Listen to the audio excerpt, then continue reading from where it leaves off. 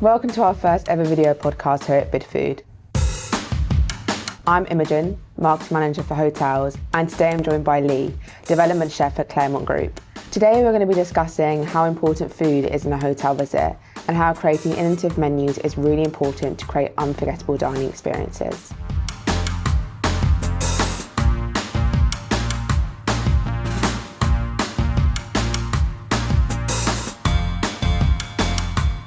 Firstly, I want to say welcome and thank you so much for being on the podcast.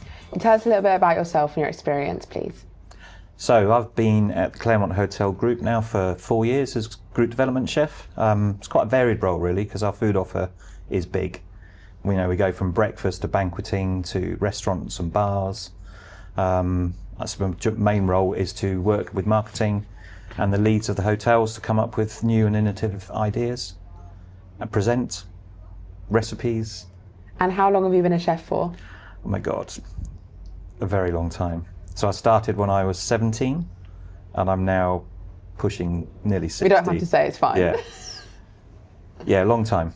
I want to touch on today value as well. So we know that a really big chunk of consumers are value driven when they're dining out of home, and that value doesn't always mean value for money. It can mean a dish which is high quality, something which is sustainable, has health benefits. I know for me, like when I dine out, I'm willing to pay more for something that's healthy because I am health conscious. It can mean when someone's dining with a nice ambience around them. What are you seeing customers prioritise when they're dining out of home? What are you seeing them prioritise that they think is value? I think initially, especially when we came out of lockdown and the hotels were reopening, value was a key factor. So we wanted to offer great value to attract people to come out and to dine. But we've seen a bigger movement now towards people wanting smaller plates, healthier options, and just general health consciousness, and a massive part of sustainability. Yeah. As a group, we're really big on ESG, and a lot of our corporate bookings are kind of want to know our history, our background of who we work with, what their credentials are. Yeah, so our sales teams need to have an ESG packet to give to the corporate bookers. Okay, and are you seeing people when they're coming in and dining with you wanting to see sustainable accreditations on menus and healthy information on the menus as well? So are you seeing people wanting to see that actually displayed on a menu? Yeah, so it's a bit of a big debate on that one for us at the moment. We are doing a lot healthier dishes. We are very conscious that, gluten-free, for instance, is quite a big criteria at the moment. But based on our kitchens not being totally gluten-free environments, so cross-contamination. Yeah, of course. We have to be very conscious of that. But we do try as hard as we can to give those options to customers. Vegan food is not big for us, but we like to include it in the menus as a dish in its own right, not have a vegan section, but if we're going to include a vegan dish, it's a standout dish in its own right. Yeah. I go out to the hotels a lot and I love a burger, but sometimes I visit 5 hotels in the week. It's kind of like I want to eat something healthy myself. Yeah. And a lot of our customers are like that. My friends and family are the same. I think it's important. I know that corporate dining is coming back. People are travelling a lot more after COVID now, and that when people are travelling, they do want a healthy option. I know that when I travel for work, I don't always necessarily want to be indulging. I want to know I can go into a venue and I might not pick it, I might have the burger, but have the option to pick something healthy and know that it's locally sourced or it's sustainable, or I'm willing to pay a little bit more if I know it's good for me. Yeah, no, I totally agree with that because we're slightly changing the way that our menus are developed now. So we're involving the hotel teams a lot more on new dishes. So we have a core range because we're very tourist-based hotels. We've polished the recipes on that. They work well for us. We do a great fish and chips, but we try to, or we think we do a better fish and chips than our competitors. This looks like a good fish and chips. It's a good fish and chips. It's eyeing me up. I'm like, thank you. Our burger range is a really good burger range.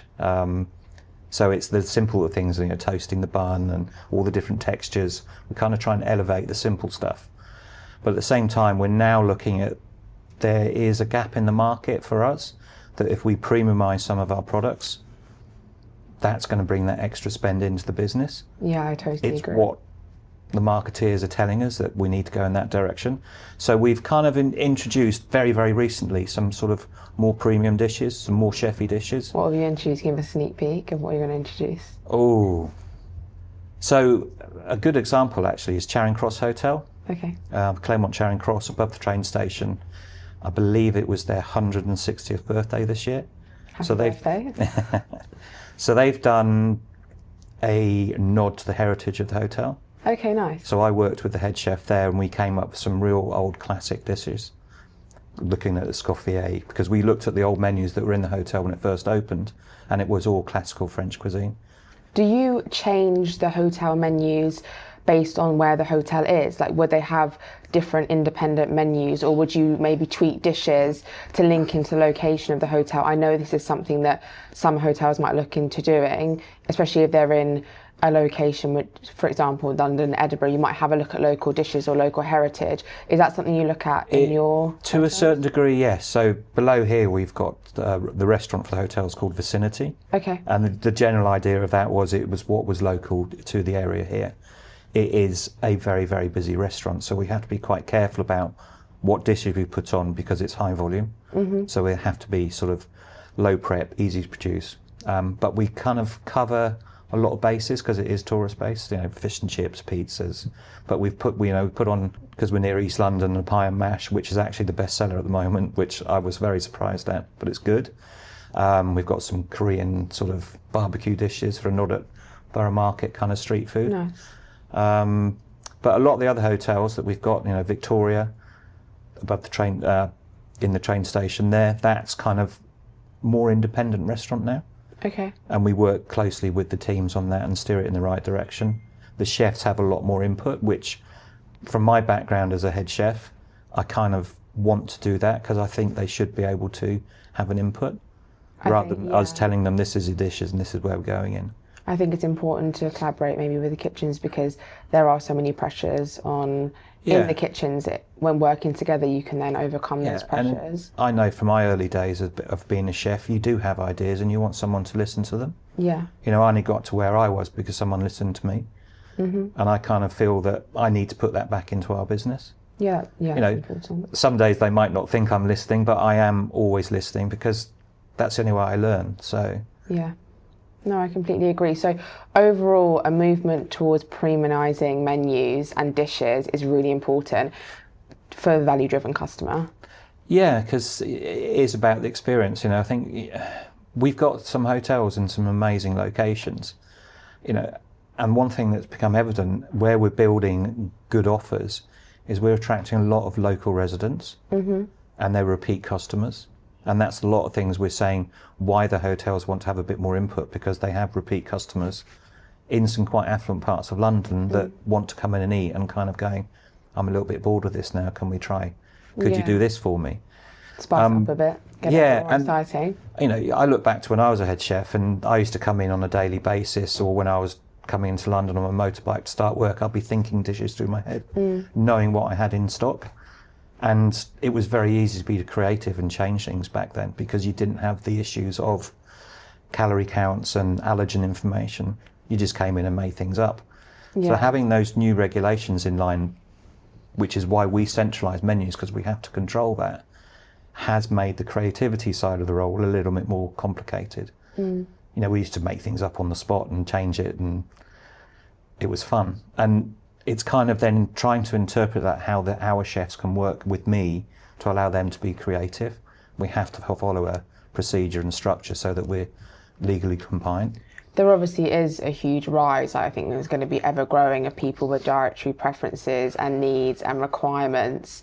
How, I know we've touched on it a bit already, but how do you reflect that into your menus but keep the dishes exciting, and innovative and not boring? I think people think vegan, they think vegetables, or they think plant-based and they think a meat alternative.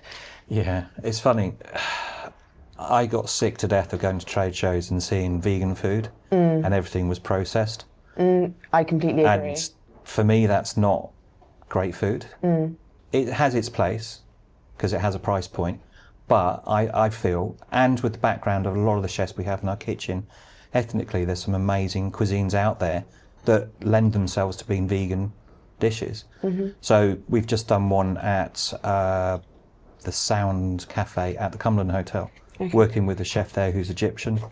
We've done a aubergine schnitzel with hummus and pomegranate. That sounds nice.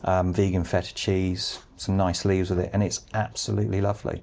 I want to eat something and not know that it's vegan. I want to order it and think this is just a plant-based option and it's delicious. I don't want to order it and think this is vegan. Yeah, it's a standalone dish, and you'd be drawn to it because it's got all the textures, it's got great flavours. And what do you think about, this is something that I've seen on menus quite a lot since dining out, is having like a plant-based main or a vegan dish and having the option to customise that dish to make it, potentially add a protein source or to customise it?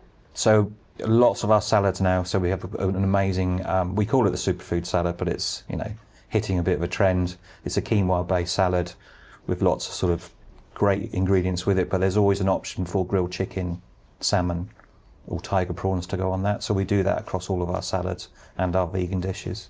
I really like that because I know that I'm more likely to spend more because I'm like, oh, that's a really great dish. I want to add some prawns or chicken. And I think you increase spend per head by doing that because people think, oh, like I'm customizing the dish. It's a bit more personal to me. I'll spend that little bit more because it feels like a really personable and value-driven experience when I'm dining as well. No, definitely. Which I really like. Yeah, for myself and my family, we eat Monday to Friday, probably vegetarian. Really? Not through costs or anything like that. It's just quick, simple, and it's nice. And to be fair, I'd probably like to spend a bit more money on meat and fish on the weekends and buy a better product. Yeah, I agree. This podcast is brought to you today by two of our suppliers, Lakeland Dairies and Leverges Boron. Looking for a cream alternative that can do it all? Try out Millet Gold Double from Lakeland Dairies, the ultimate all-rounder trusted by chefs in over 80 countries. Whether you're whipping up desserts, creating creamy sauces, or topping beverages, Millet Gold Double delivers smooth texture, exceptional taste, and unbeatable stability. It whips up to 3 times its volume, stores ambient and performs beautifully hot or cold. From hotels, pubs to fine dining, it's a smart, versatile choice. Millet Gold Double performs value and quality in every drop. For over 80 years, Leverges Boron has been the secret ingredient behind world-class menus, trusted by chefs, pastry chefs, and mixologists across the globe. From hand-selecting the finest fruit varieties to mastering the art of blending and preserving pure, vibrant flavour, Boron delivers premium fruit solutions that spark creativity and elevate every dish, dessert and drink. Boron, where passion meets precision and fruit becomes unforgettable. I also really want to touch on sustainability as well. Now I'm moving from direct-to preferences. So I know that a big chunk of people now will pick a venue based on their sustainability practices. Are you seeing people more interested in this on your menus as well? I know we've previously touched on it a bit, but how are you reflecting that on your menus? Are you highlighting things sustainable? Like, what do you feel about locally sourced ingredients and sustainability? So we're not highlighting it on our menus at the moment. There's a feel that we should be. So, and it causes issues for yourself. So you can, do your traceability and say your beef is from Hereford. It's this X, Y, and Z. That sometimes causes you problems when you've spent 14 grand on a menu run printing. Yeah. And then the product runs out. So sometimes you have to be a little bit vague. Okay. If you were writing your menus by hand or printing in-house, then great, yeah, you can chop and change regularly. But as we're a big group and we've got centralised costs and the menu runs are very expensive, we're doing all the marketing behind it, point of sale, it's quite difficult to do it because it's bitten us in the past. Yeah. Where you've added a product, it's got great traceability and sustainability, then 2 months later the supplier's like, it's not available anymore. Yeah, it's difficult. I think people fail to see the challenges that actually link into it. But I think it links back to people's dietary preferences and trying to eat more plant-based diets. I think if people are making the choices to eat more vegetables and more plant-based dishes and move away from so much meat consumption, and they are then making the conscious choice themselves to eat more sustainably, but making sure you have those options on the menu for people to do that. Yeah, I think quite right. And I think for us, we're probably at that transition at the moment where we're kind of like, well, let's try it. Let's see what happens. If the sales figures come back and it's a direction we need to move in, then happy days. Yeah. We can all be a bit more chefy. We can be more aspirational. And I think this goes back to actually having plant-based options on a menu, so consumers can make the conscious choice themselves to eat more sustainably and pick the plant-based option. No, 100%. It's something we've debated a lot. The percentages have massively increased, so it's something we're very conscious of and are increasing those options on our menu and trying to be a little bit more innovative with them, but use fresh produce rather than bought in processed Yeah, I agree. vegan products. There's a lot of noise about that at the moment, ultra-processed foods and people eating more plant-based foods as well, which links back to health and their dietary preference, and just allowing consumers that choice when they're viewing a menu and knowing they've got that flexibility is really important. I'd really like to pick your brains a bit about fusion concepts. So we're seeing that a lot of consumers now are really interested in trying unique flavours or fusion concepts. I know that I really enjoy fusion concepts. Is this something you're looking at on your menus, or have you seen any fusion concepts that you really interest you? Massively. I think for me, I'm always curious of different styles and flavours, and having Borough Market over the road, I will always walk through there and just go and taste food and pick stuff up and just look for unique flavours. It links back into the vegan food. I love Indian food, and some of the Indian dishes are so perfect for vegan food. Yeah. But it's going out and finding the great recipes and then trying to translate that into a hotel kitchen so it's easy to produce. Working with suppliers, there's some great sources out there that can support us on that. And that's one of the great things about the job that I do, is trying to find those new products, adapt them so they work in our kitchens using some really good ingredients. What do you think is an upcoming fusion concept, which is something which is going to become really popular or that people maybe aren't tapping into? Whoa, that's a tricky question. I keep No hearing pressure. that sort of South America's coming big again. That's one of our trends, that we had in 2025. So the ceviches and great grilled steaks and pickles and marinades, and it's nice to see that Mexican food is kind of back on the map again, but proper Mexican food. Yeah, I think not sort of Tex-Mex. Not Tex-Mex, not your fajitas on a Friday night. Exactly, and I think for us as chefs, it's kind of like it's a nice challenge because it makes you go out and do a bit of research and start learning and think about different flavour matches. That's the role I really enjoy. I think introducing fusion concepts into a menu is a really great way to put new flavours in front of your customers without bombarding them with something maybe they're not that familiar with as well. Yeah. So having like a traditional British dish with a twist is a really great way to introduce those flavours like subtly into the menu.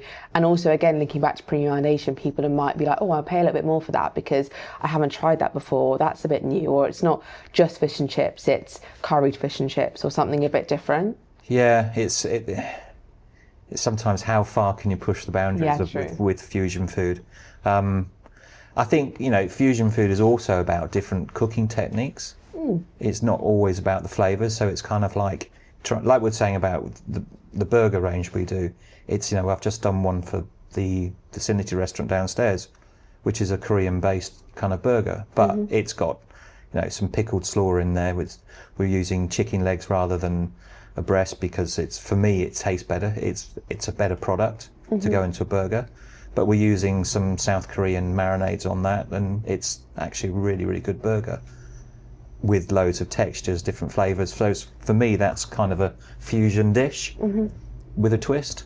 And I suppose there are loads of small changes which make a big impact to the dish overall and on a menu as well. So you're going from a standard burger to then a Korean burger, and you're upgrading you're premiumizing so many different elements of it, which then makes the experience more value-led for the consumer as well. Yeah, and it also brings in a few more techniques into the kitchen where, you kind of each menu development you do, as I get to know the teams better, you kind of go, right, next level is we've done that well, let's see if we can push that a little bit further. So it's a learning development for me with the teams as well, going, okay, how do we get this to the next level and still have consistency and volume ease Yeah, to getting produce. it out, and also the logistics behind it as well. Like, Yeah. it might be great to have a great chefy idea, but how are you going to then translate that into a working kitchen that's under time and cost pressures as well? Yeah, and I think food nearly all day, to be honest. And I come into work and I'll be on Instagram and I'll see a dish and I'm like looking and going, could we do that? Or how can I simplify that to make it work in our kitchens? You do a centralised dish and you think that's a brilliant idea. It might work in 2 hotels because their kitchens are set up to work that way, but it won't work in 3 others because they just don't have the equipment or the numbers. Yeah. So it's always that kind of fine balance of how far can we go? And it is a journey. I think it's a long journey as well. Where's a will, there's a way. Yeah, definitely. That was really insightful, and thanks so much for sharing your insights on that. But before I let you go, can you share one final thought of what you think makes a hotel menu really innovative and compete with the high streets? I know that's a really big thing at the moment. How do you get people to come in from the high street and dine with yourselves?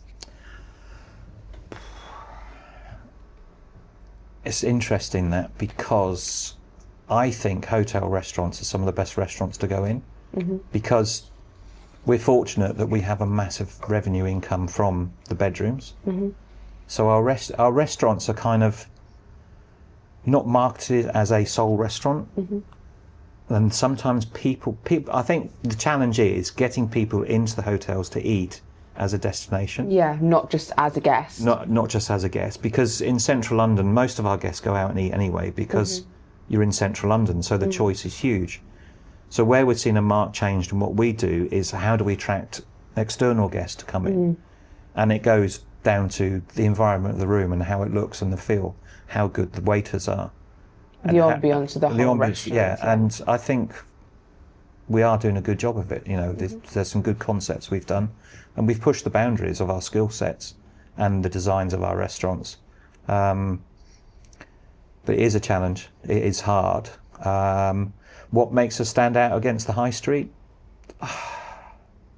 It's difficult to say, because a lot of the stuff that I will go and look at is kind of what's the high street doing, so how can I either replicate that or make it better? And I think our base ranges of burgers and steaks and fish and chips, we probably do it better than a lot of the high street. But do we shout about it enough? I think that's probably the key. Not. Yeah, I know for me, it being shouted about is important, because I use social media a lot when I'm out and about in London. I will look at TikTok, Instagram, and I'll be like, oh, that dish looks really good. Like, it looks really good. I wouldn't bat an eyelid if it was in a hotel. I'd still go and dine in that restaurant. And I think what you're doing here is a great example. Like, we've got the window here and the ambience is lovely. The dishes are really nice. So people are going to look at them and be like, I want to go there. I think that's really important. I think I did a photo shoot yesterday, and while we were there, we were always looking which dish is going to be the hook, which is the Instagrammable picture. Yeah. And there's always that thought process when we're doing new menus. It's kind of like, where's the hook? How are we going to catch people? Yeah, needs to look good, taste good, and be in a good location. Yeah. But be easy enough that we can do it consistently, because there's nothing worse than sort of seeing something on Instagram. You come into London on the train, you think, oh, I'll go there tonight, and you go there and you go, well, that's not what I saw. Yeah. Because you're not going to go back. Yeah, definitely. And I think the consistency is what attracts your customers to keep coming back. So consistency, look, taste and ambiance are key. Yeah, definitely. Amazing. And finally, if you had one piece of advice for a hotel chef, maybe quite early on in their career, what would you give them, or something that's always stuck with you? Ask questions and keep learning. Thank you so much for joining us today on the podcast. It's been great having you here, sharing your experience. It's been a pleasure. Thank you. Thank you. If you enjoyed this episode with Leigh and want to find more about hotels, please visit the Bidfood website at bidfood.co.uk/hotels. And if you enjoy the podcast, please subscribe and let us know how you find the video format.